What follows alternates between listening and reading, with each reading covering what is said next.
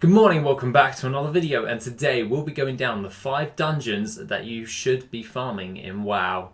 Now just stick around and enjoy the video. Now coming in at number 1 is MAUL. Now I always talk about MAUL, and this is why. You get a high amount of transmog from this particular farm alongside a load of the old world classic herbs.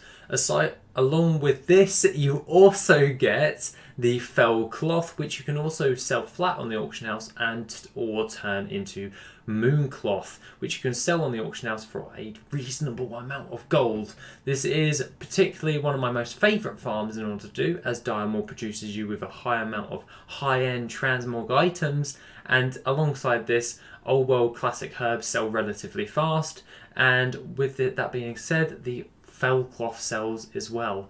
This means that most of this stuff will sell relatively fast in a pretty damn good manner, and I find that this farm is one of the most easiest farms in order to do for the time invested. I can usually have a lockout on this dungeon for farming this in roughly around about 40 minutes, and this means that I can pretty much do other things while I'm waiting for the dungeon to reset. Now I usually find that about 3 runs usually does me good for just a nice little top up on the auction house. Therefore, paired with another farm makes it even that much more sweeter.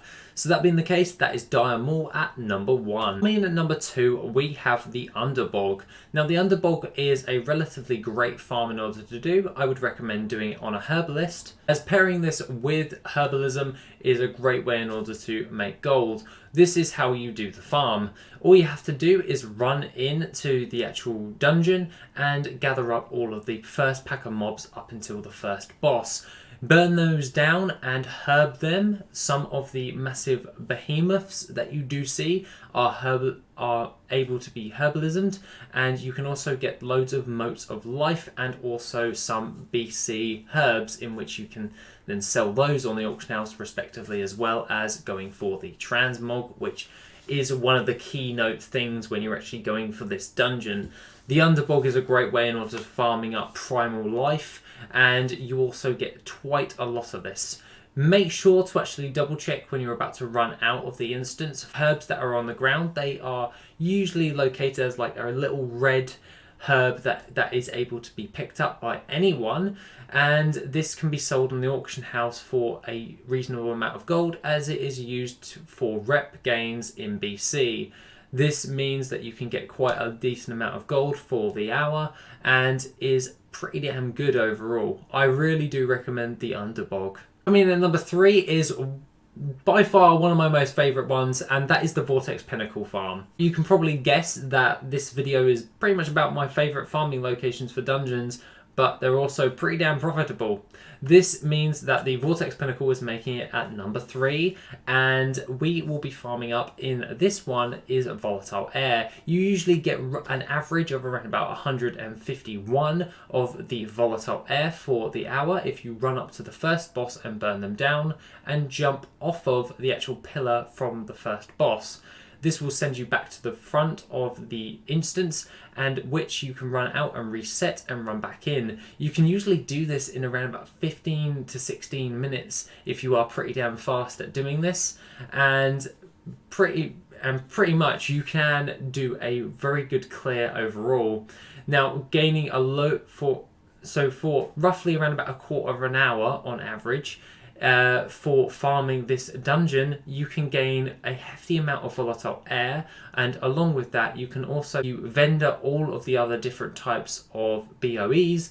You are able to get a hold of a load of raw gold, which is roughly around about 1,000 to 1,100 raw gold in every lockout. That means if you do 4 lockouts, you'll get from around about 4,000 raw gold, and along with that you will also get 600 volatile air. This means that in 4 lockouts, so 4-hour lockouts for 15 minutes, which equals to about an hour's worth of minutes, that means that you're going to get quite a hefty amount of gold overall. But for one lockout, it's roughly around about 151 volatile air, and is still pretty damn good overall, paired with the raw gold that you actually get along with this. Coming in at number 4, we have the Shattered Halls, and the Shattered Halls is a great farming location for transmog. Now, this isn't obviously a transmog farming list, but it is a dungeon farming list. Now, most dungeon farming lists provide you with a load of transmog, and the Shattered Halls is one of the best BC ones that you can actually do. This provides you with a load of high-end BC transmog items, and along with that, it is a pretty linear way in order to farm this. I would recommend farming it on a druid or a character or class that has the ability to jump back to the beginning of an instance, otherwise you will have to make the arduous trek back after clearing the entire dungeon. This means that you are able to clear this in a relatively easy manner, as it's pretty damn linear to gather up all of the mobs and burn them down.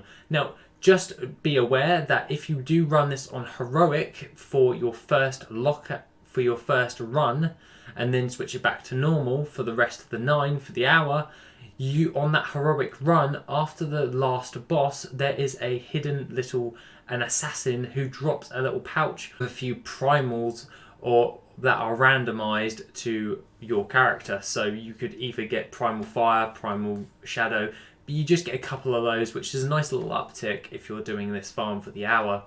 Other than that, guys, that's pretty much all I have to say for the Shattered Halls. So that being the case, let's get into the last and final one for number 5. For number 5, we have the Pit of Saron.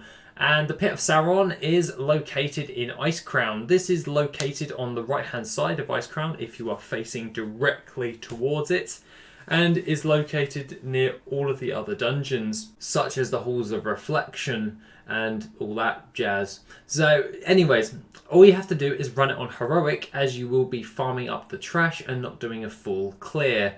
This means that you are not going to be killing any of the bosses and just merely gathering up all of the trash mobs at the front of the instance, burning them down and running out and resetting the instance.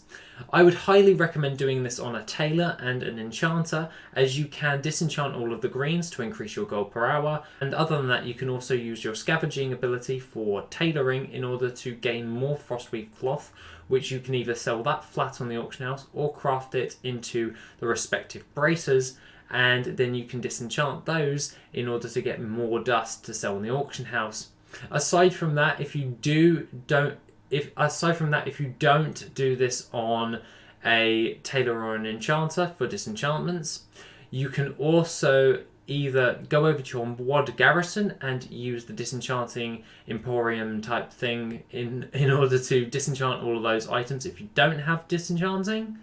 But if you don't decide to disenchant any of these things, if you sold it all to the vendor, including the green items, you'll get roughly around about 500 gold on average raw gold for that lockout. So really, it's better off if you disenchant all of these items. But if you're lazy and you just want fast gold, you'll get about 500 gold for a lockout. Usually takes you about 20 minutes to do the complete lockout, and you also on heroic have the chance of getting hold of the Battered Hilt quest item for the Quell Dalar, which its sister blade is the Quell Sarah blade, which is no longer obtainable. Now, aside from all of that, that is pretty much the Pit of Saron. Most people know about this farm, and it is widely known as a very old school farm in order to do. It is usually a forgotten farm, as the drop chance for the Battered Hilt is pretty damn low, but we're using the optimized method with enchanting and tailoring. You can pull in a reasonable amount of gold while actually farming for the Battered Hilt overall. Aside from that, that's pretty much all I have to say for the 5 dungeons that you should be farming. Now, other than that, guys, that's pretty much all I have to say. So have a lovely rest of the day, and I shall see you in the next video, which will be tomorrow. Have an awesome day, guys, and I shall see you soon.